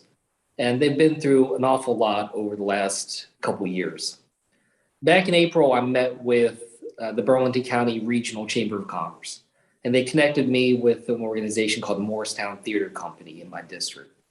As a nonprofit arts organization without their own building, they weren't sure if they were eligible for the Shutter Venues Operators Grant. They had to get extra creative during the pandemic and even producing shows out of a parking lot. My office was able to work with them to confirm that they were eligible, encourage them to apply. They ended up getting $200,000 grant. They also utilized the EIDL, the PPP, employee retention credits, and assistance from the New Jersey Economic Development Authority. They report that this grant, along with others, allowed them to keep their doors open and to keep their work going forward. Just yesterday, I checked in and they were starting rehearsal for an upcoming production of The Little Mermaid, which they're working on with a lot of little kids in the community. And the kids are incredibly excited that we're doing this hearing today and shining a light on the arts and about how it impacts them. I want these kids and kids all over the country to know that we're listening to them and that we understand that this is not just about business, it's about our development and it's about our education to our kids as well. So I just wanted to throw this out there. Ms. Garrett, I know your organization works with professional artists, but if you or any of the other witnesses would like to speak to the importance of the arts for our children, what they have missed during this pandemic, and the benefit of investing in the arts, experiencing the arts education for our children and our families, and what it is that we can try to do to just try to make up for this lost time in terms of, being able to give our kids that opportunity to experience arts, but also to be able to participate in it. So I just kind of wanted to open up if anyone wanted. Ms. Garrett, if you wanted to start off. I thank you for the question. Numerous studies have shown repeatedly that arts education increases student engagement, helps them learn positive habits and attitudes and creativity and creative problem solving, and teaches critical intellectual skills and observation, and helps them learn languages and mathematics, and helps them practice teamwork and all of that. OSF has been a leader in arts education for more than 50 years. And like I said during my opening statement, we have 2,300 education and engagement programs that were completely shut down that served communities across the region. We have students that come in from all over the West Coast to watch our plays, to learn something from our artists, to engage in activities around creative art making. And the loss of that is twofold. The first is that you lose access to all of those wonderful things that we all get, when we all benefit from when we learn in arts education programs. But you also lose that pipeline. I started in art education programming. Most of us who are arts workers did. We started there. We learned about a craft, and we continued to focus on it until we mastered it. And so without introducing children, you don't at the other end, you don't have enough people on the other end who are really interested and engaged. And here's the thing is, like, most of us in the arts creative economy, we have transmutable skills. We can, some of us carpenters can work in construction. I run a multi-million-dollar multilateral business. I could be a CEO of a different kind of company. You have to sort of think about it like that we give our skill set to this industry so that everybody can benefit from it. I think what you raised there about the pipeline, what you raised there about the pipeline is great. And the last thing I'll just say, and I'll close, is that, I also felt like with my own kids, I have a 4-year-old and a 6-year-old, that, getting them to engage back in arts has been a way to kind of socialize them back into the society after, especially half my 4-year-old's life has been in a pandemic. And getting him to go and sing and dance and other things like that has been so rewarding. So thank you for what you do. And Madam Chair, I turn it back to you. The gentleman's time has expired. And now the gentle lady from California, Ms. Kim, is recognized for 5 minutes. Thank you, Chairwoman and Ranking Member Lukemeyer, for holding this hearing. I want to thank all our panelists for your time and engaging in our conversation with us. First, Ms. Presley, in your testimony, you indicated that your business is struggling with the increased cost of goods because of the inflation. So can you look at your list of expenses and tell me which are the biggest price increases that you have noticed in the last 6 months? And as you know, I say this because these price increases, the inflation, it's expected to persist until well into middle of next year. So I wanted to hear your thoughts and elaborate how this is going to affect your business and your planning. Well, I wish I could say exactly. Thank you, Congresswoman. First, I wish I could say that I exactly know. We are dark right now, and we will open again in March. But I certainly see increases coming and shortages as well of the type of merchandise that we sell. I see that in terms of our concession supplies. We saw that last fall, not only just price increases, but we saw inability to secure cups and different things that we need for our business. We know that's real. It's unknown yet in terms of insurance costs, but we anticipate that that may happen as well. It's not any one thing, I would say. It's just cumulative. And when you run a small business like our independent venues do, it's the cumulative things that actually are most difficult to manage. Sure. Well, thanks for your answer, because I asked that because if the businesses have to plan and deal with inflation well into next year and beyond, it's clear that the problem is not transitory and we have to deal with it, right? So I just wanted to ask that. But I also want to ask a question to you, Ms. Presley. I was intrigued by the statistic that you quote that for every dollar spent at a small music venue, $12 of economic activity was generated for area businesses. Can you elaborate on that study and share with us your unique experience with the local economic ripple effect of Presley's Theater in Branson? Well, thank you. Yes, I mean that I suspect if you think back about the last time you took a vacation, you very seldom go to do one thing and then leave. So we are cognizant that when our visitors come to Branson, it's usually a visitor party of about 3.5 people, and they spend over $1,100 inside our community to do things. They buy gas. They eat at the local restaurant. They, for certain, go shopping. They are likely to, see more things. People tend to see over 3 shows when they come to Branson, Missouri. So I see this with all of our independent venues and small businesses, whether you be rural or urban. You go downtown Chicago, you're going to see something fun at a music venue, but you're going to stop before and after. Maybe you're going to have a drink. You took a Uber to get to your destination. I think that it is easy to see how we are able to multiply the $1 into economic numbers that enhance our entire community, keeps people employed. Thank you for your answer. Like Ms. Judy Chu, I represent the state of California where we have Hollywood and, movies and entertainment is really the key, one of the key industries in our state. And we welcome everybody, and we can really expand on that dollar spend and generate that economic activity that we talked about in Missouri.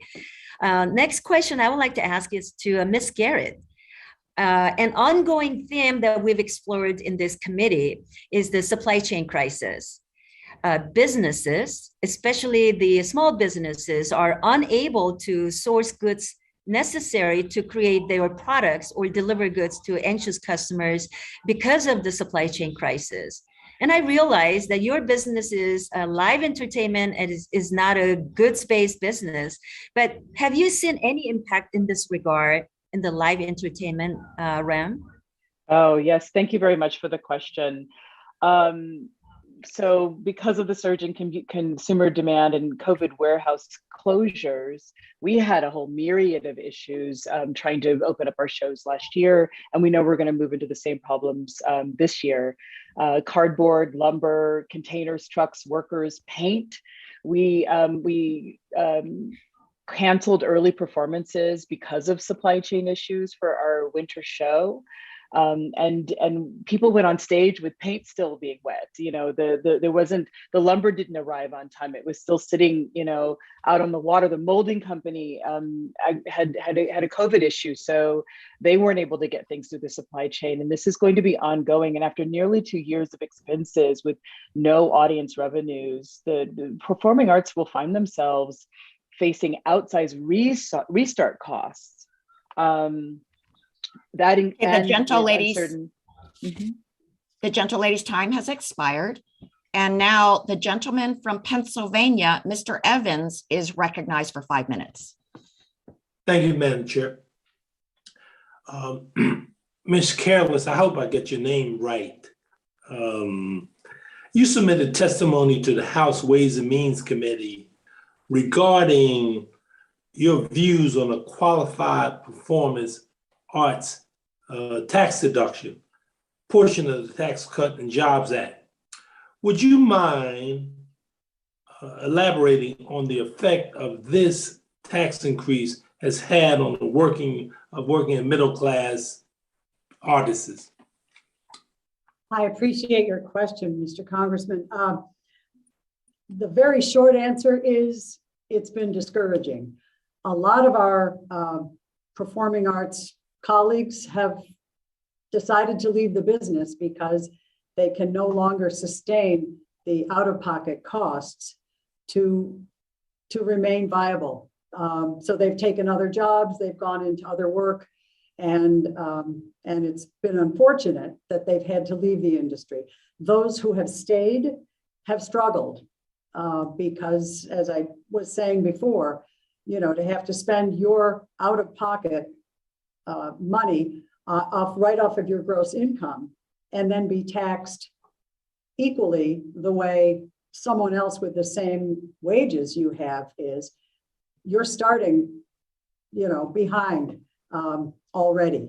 So if you have, for example, if I spend 25% of my gross income on my out-of-pocket show business expenses just to stay viable, and another taxpayer with the same wages doesn't have to, we're taxed the same, but I have fewer dollars to spend on my home, my rent, my utilities, my medical care. If I have a family, on any of those costs, it's very discouraging. So we are hoping that the Performing Artists Tax Parity Act will get passed with all due speed to put us on a level playing field with taxpayers who have the same income, but don't have to spend the same amount of money to stay in their jobs.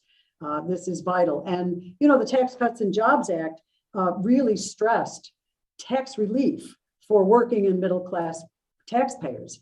So this is all we're asking, is to be on a level playing field, to pay our fair share of tax, no more, but certainly no less. I'd like to ask you a follow-up question.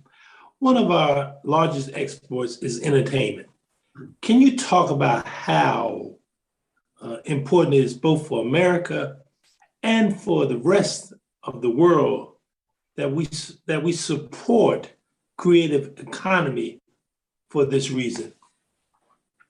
Thank you. Yes, that's it is rather astounding, the export of entertainment around the world. You know, those of us who are in the United States take it for granted that we can just have all of this content at our fingertips.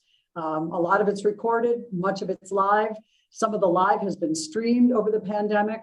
But when you think of the amount, the billions and billions of dollars that is sold internationally, it's astounding. You know, Code Section 181 to help the employers, the production costs, the tax subsidies. You know, we would hope that the cap would be raised on that at some point to help those employers, because the more help they have, the more production they generate. There is, well, as I said before, it's, you know, 4.3% of the GDP is the entertainment sector. That's astounding. Most people don't even think about it because it's ephemeral. There's no durable goods there. So, you know, we are thankful for the support, and we hope for all of it from this committee as well for the PATPA, so that we can enjoy the same level of spending if our tax burdens are equalized with those who don't have the burdens that we do. Real quickly, I'd like to follow with Mr. Elrod on that same question and his response to it. Mr. Elrod, on that question. I think what's important is obviously there's the socioeconomic or the economic impact of the export, but there's also the identity of America and the idea of American soft power throughout the world as people consume our content, our movies, as they visit our cities. 68% of all tourism is for arts and culture activities. When people come here from around the world and they take part in our creative economy, it gives them a sense of pride and wonder and awe about the power and strength of America inside their collective imaginations. And then they take that back throughout the world. The gentleman's time has expired. Thank you, And Madam now, Chair. thank you. I recognize the gentle lady from New York, Ms. Tenney, for 5 minutes.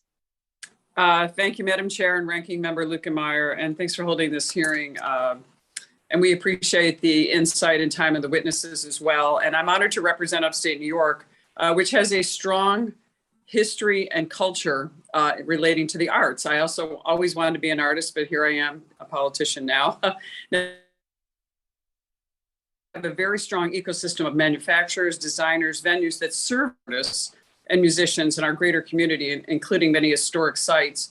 A lot of people don't realize that my hometown of Utica is where Dick Clark went to school and got his start, and that Funicello of Mouseketeer fame, Joe Bonamassa, the great musician, Sawyer Fredericks, and so many others have come from our small city and our region who have done an amazing job. But another thing is in the manufacturing sector, a lot of people don't realize that the golden artist colors you see when anyone who's an artist knows what they are, were actually started in my district in New Berlin. We say New Berlin, not New Berlin, New York, and have provided a wide range of oil, acrylic, watercolor paints for artists for many years. We also have a lot of printing companies, including my own, but another one I'd like to mention is Curcio Printing in Vestal, New York, where there's a lot of graphic design.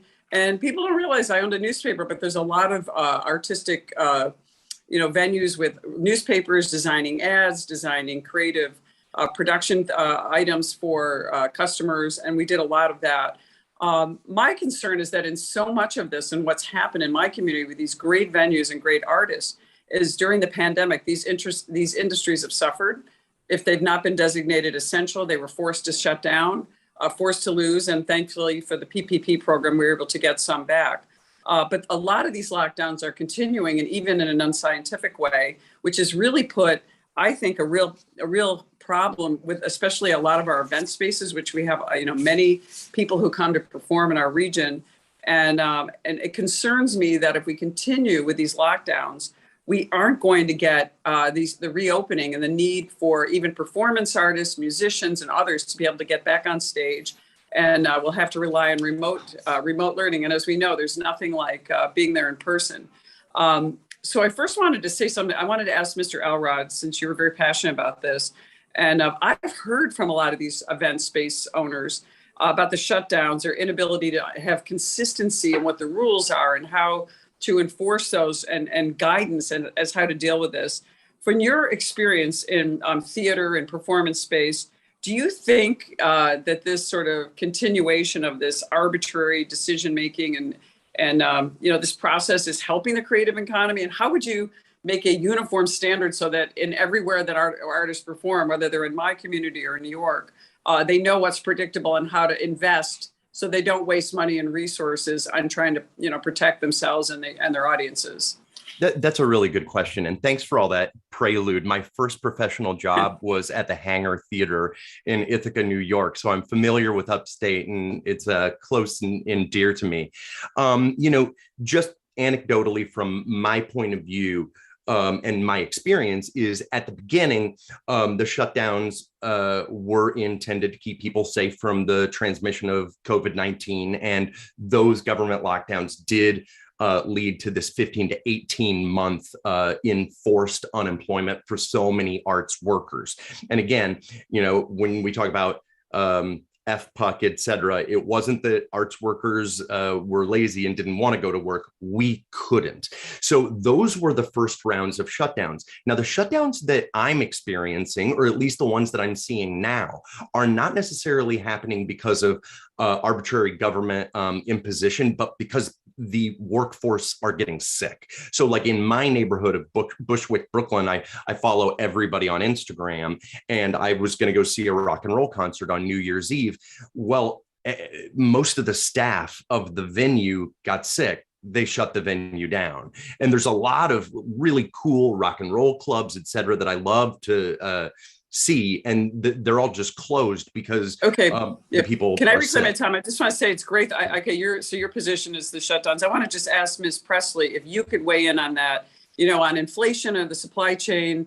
Representative Kim got into that a little bit with you. Can you just kind of elaborate? Is it just people are sick, or is it inflation and supply chain that's affecting your industry? You got 10 seconds. I have to say it's both.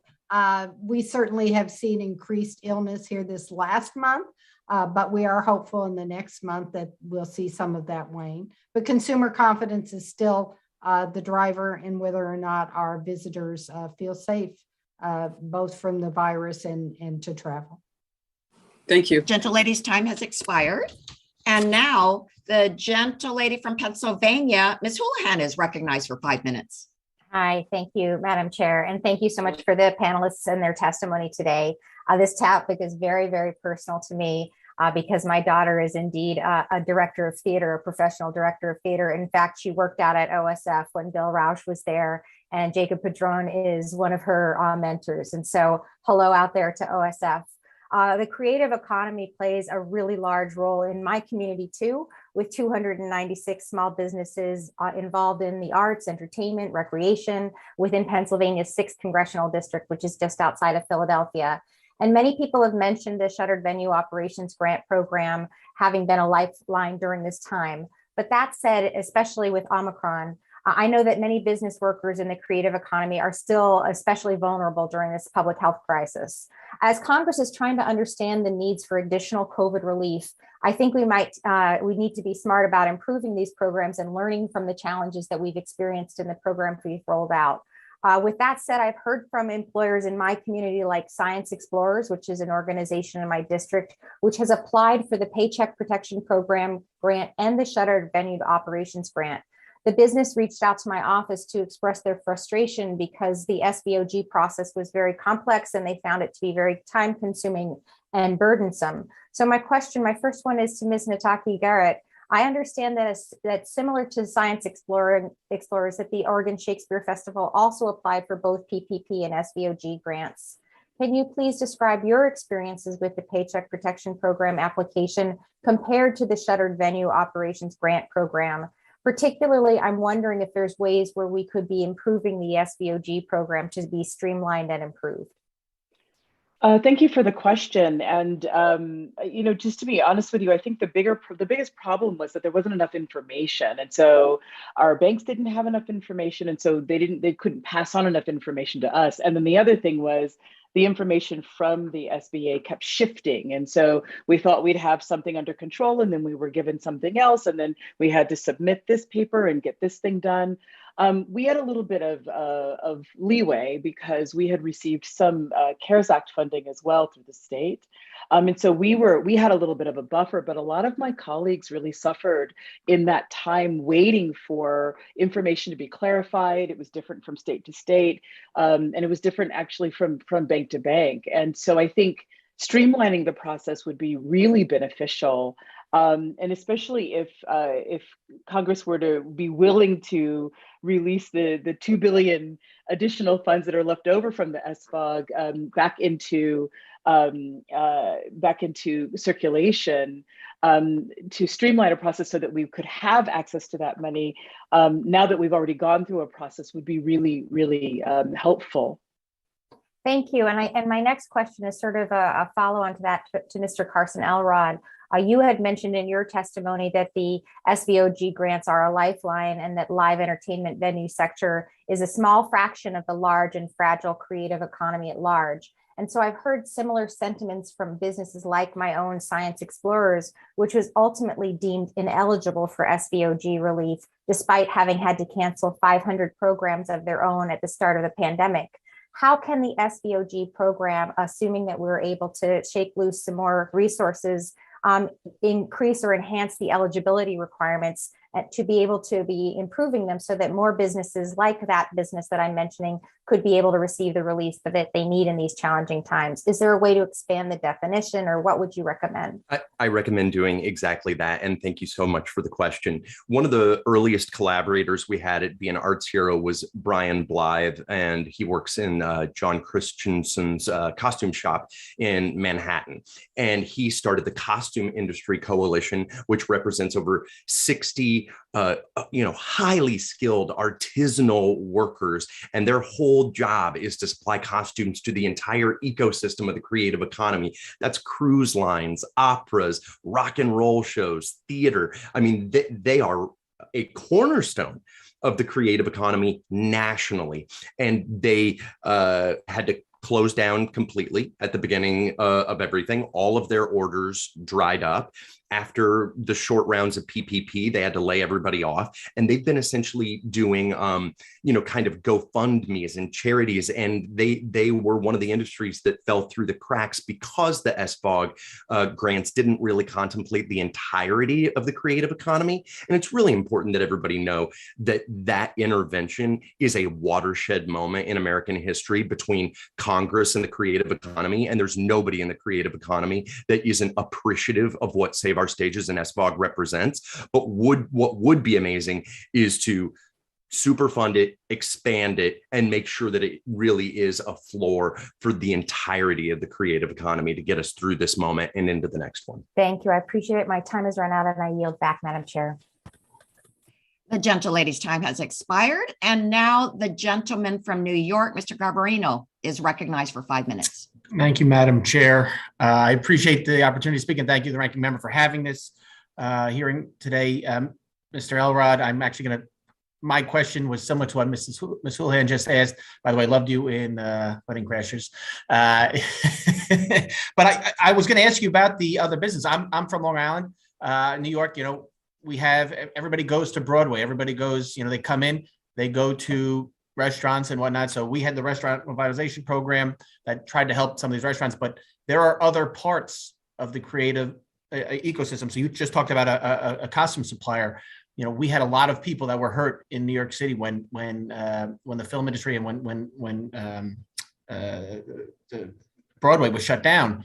Can you go a little further? What you were just saying, you talked about costume. Who else do we need to expand it to? If there was another tranche of money coming, like who was left out?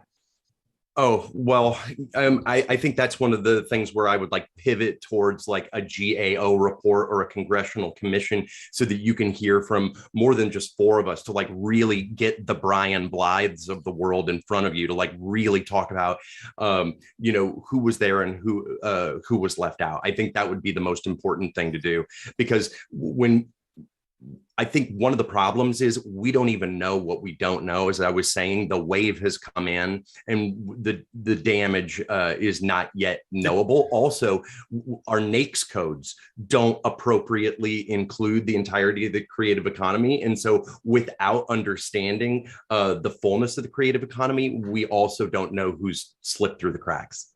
Yeah, so the dust hasn't completely settled yet, and you won't know probably at least until everything's up and running again at full speed.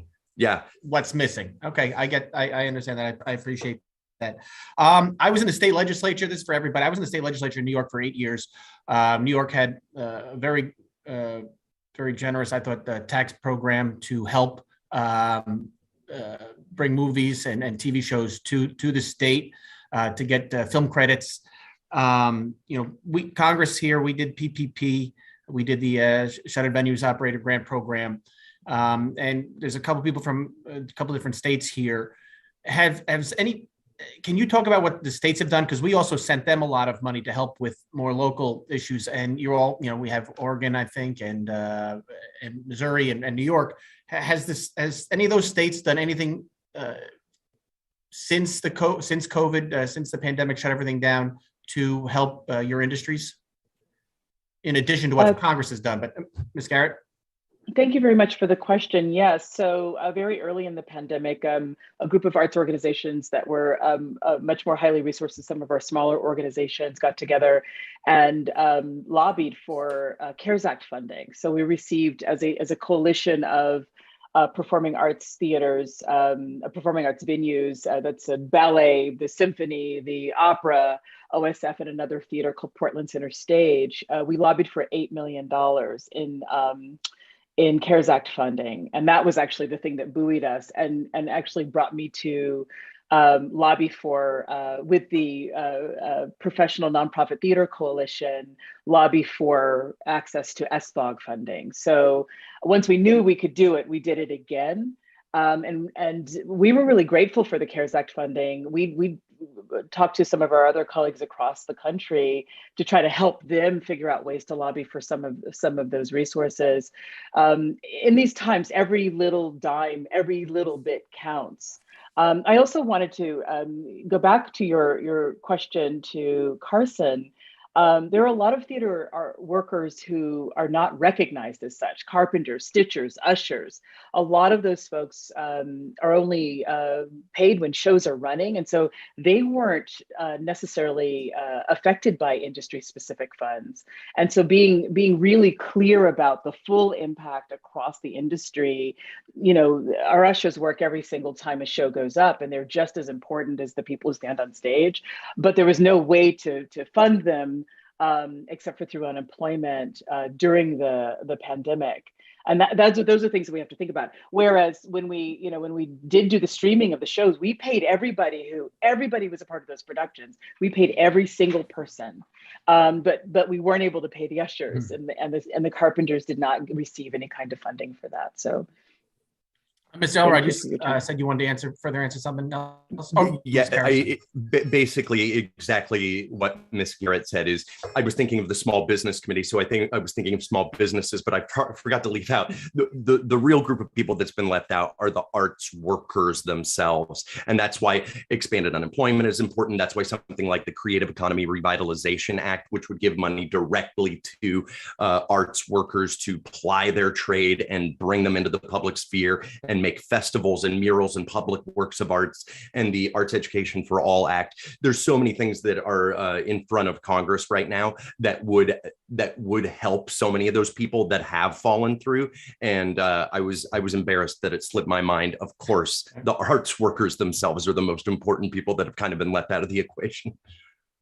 The gentleman's time has expired. And we have now reached to the end of our member questions. So I will now do my closing statement.